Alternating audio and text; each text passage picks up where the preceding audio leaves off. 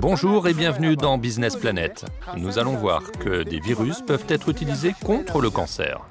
Jean-Jacques Le Fur, vous êtes spécialiste du secteur des biotechnologies.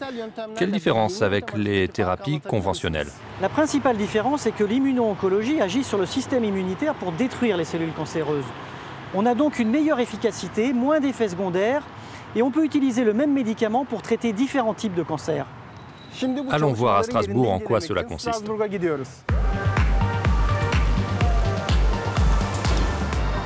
Près de Strasbourg, Transgène développe des vaccins thérapeutiques et des virus oncolytiques contre certains cancers et maladies infectieuses. Des virus dont l'ADN a été modifié ciblent les cellules cancéreuses à l'intérieur desquelles ils se répliquent, ce qui entraîne leur destruction et la stimulation de la réponse immunitaire. Il n'y a pas d'effet secondaire comme dans la chimio ou la radiothérapie. Nous utilisons des virus modifiés dans le traitement des cancers et des maladies infectieuses. De manière plus spécifique, par exemple dans le domaine de l'oncologie, nous incitons le système immunitaire à se renforcer et nous l'aidons à combattre et à tuer les cellules anormales, comme les cellules tumorales. Pour se financer, Transgène s'appuie sur les fonds de ses actionnaires dont l'Institut Mérieux, un financement public français et un prêt de la Banque européenne d'investissement au titre du mécanisme Innovfin. Aujourd'hui, la société est en train de passer un cap.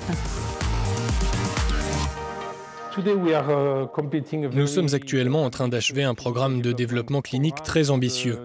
Donc l'objectif, c'est d'obtenir des résultats cliniques significatifs dans les 12 prochains mois et de traduire ces résultats par des partenariats avec de grandes entreprises pharmaceutiques ou de biotechnologie.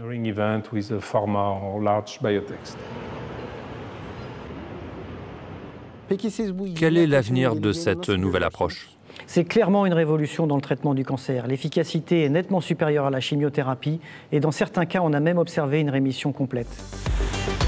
Malgré les promesses de recherche de ce type, les petites entreprises du secteur de la santé ont parfois du mal à collecter des fonds, notamment pour mener des tests cliniques coûteux.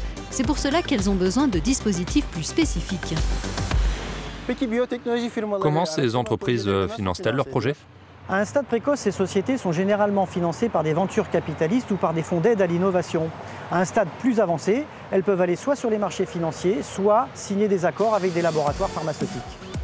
Merci Jean-Jacques Le Fur. Pour plus d'informations, rendez-vous sur notre site euronews.com. À bientôt.